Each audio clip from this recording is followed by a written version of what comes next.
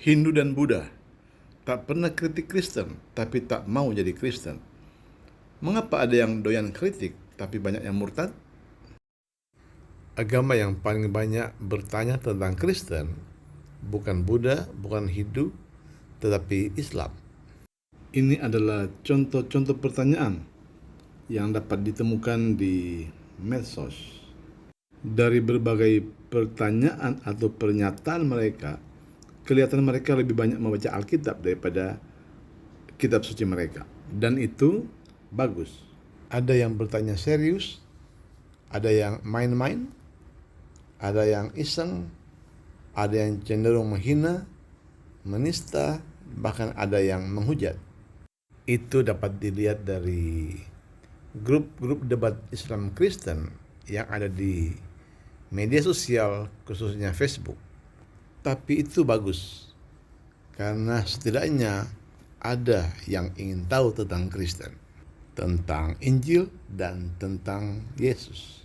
Daripada agama yang hanya berdiam diri, cuek, dan masa bodoh, lebih baik agama yang banyak bertanya tentang Yesus dan kekristenan. Orang yang sudah pernah mengucapkan nama Yesus itu berpotensi untuk menjadi Kristen. Apakah itu diucapkan bermain-main atau serius? Yesus itu hidup dan berkuasa. Ia memiliki nama di atas segala nama.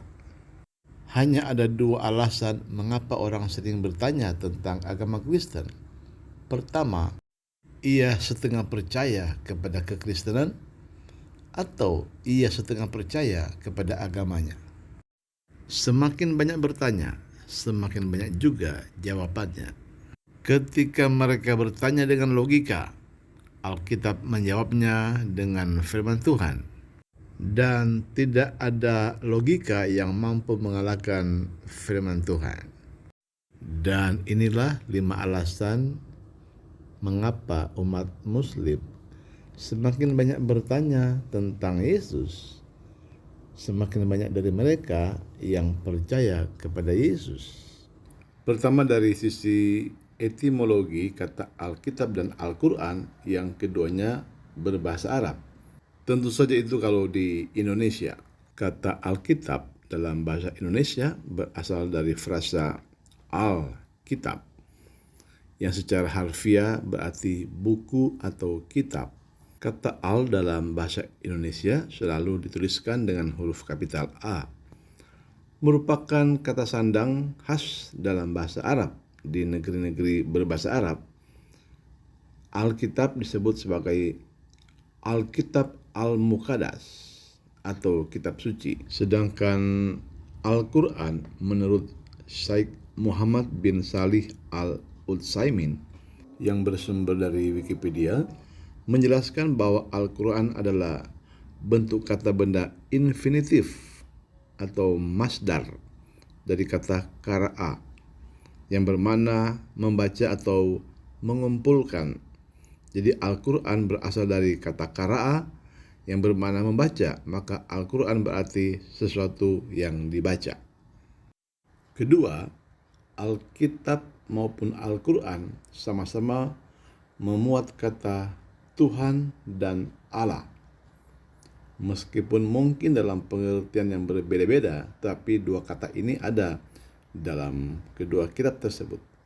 Ketiga, Al-Quran memuat begitu banyak nabi-nabi yang ada dalam Alkitab.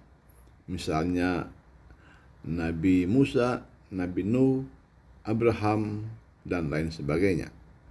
Keempat, ditemukannya juga nama Isa Al-Masih yang ada di Al-Quran. Sebenarnya di Alkitab tidak ditemukan nama Isa. Yang ada adalah Yesus. Tetapi disebut-sebut Yesus itu adalah Isa, Isa itu adalah Yesus. Bedanya, Isa itu disebut putra Maryam, sedangkan Yesus disebut anak Allah dalam Alkitab. Dalam Islam, Nabi Isa lahir di bawah pohon kurma. Sedangkan dalam Kristen, Yesus lahir di kandang domba. Di Alkitab, Yesus dilahirkan oleh Maria, bukan Maryam. Maryam adalah anak dari Amran atau Imran. Maryam itu adalah kakaknya dari Nabi Musa dalam Alkitab. Sedangkan kehidupan Yesus dengan Nabi Musa ada selang waktu 1500 tahun. Jadi jelas Isa dan Yesus itu adalah dua pribadi yang berbeda, karena mereka masing-masing mempunyai ibu yang berbeda. Isa tidak mati disalib dalam Al-Quran, sedangkan Yesus mati disalib dalam Alkitab. Para pendeta dan umat Kristen tidak terima kalau Isa disamakan dengan Yesus, karena itu adalah dua nama yang berbeda, ibunya berbeda, tempat lahirnya juga beda, dan cara matinya juga beda. Kata Isa itu ditulis 25 kali dalam Al-Quran, sedangkan Muhammad hanya 4 kali. Tetapi itu tak masalah karena baik Isa maupun Muhammad, keduanya tidak terdapat dalam Alkitab. Dan kelima, Al-Quran juga memuat banyak sekali kata-kata yang terdapat dalam Alkitab, misalnya surga, neraka, dosa, sunat, kurban, puasa, akhir zaman, kiamat, dan lain-lain. Banyaknya persamaan inilah yang membuat banyak umat Islam bertanya-tanya, mengapa kitab suci mereka banyak memuat hal-hal yang ada dalam Alkitab? Dan forum tempat mereka bertanya itu biasanya media sosial. Facebook misalnya, ada begitu banyak grup debat Kristen Islam yang ada di Facebook. Pertanyaan mereka kadangkala ada yang serius, ada yang main-main, kadangkala terkesan menghina, mencela ataupun menista. Tapi itu tak masalah karena mereka bertanya dari sudut ketidaktahuan dan ketidakpercayaan mereka. Dan apapun pertanyaan mereka itu selalu dijawab dengan ayat demi ayat firman Tuhan dalam Alkitab. Pertanyaan mereka itu sebenarnya tidak penting. Yang penting adalah ayat firman Tuhan yang disampaikan. Firman Tuhan itu tidak pernah iseng, tidak pernah main-main. Pertanyaan iseng, pertanyaan main-main, tapi dijawab serius oleh firman Tuhan. Ibrani 4 ayat 12 berkata, sebab firman Allah hidup dan kuat dan lebih tajam daripada pedang bermata dua manapun.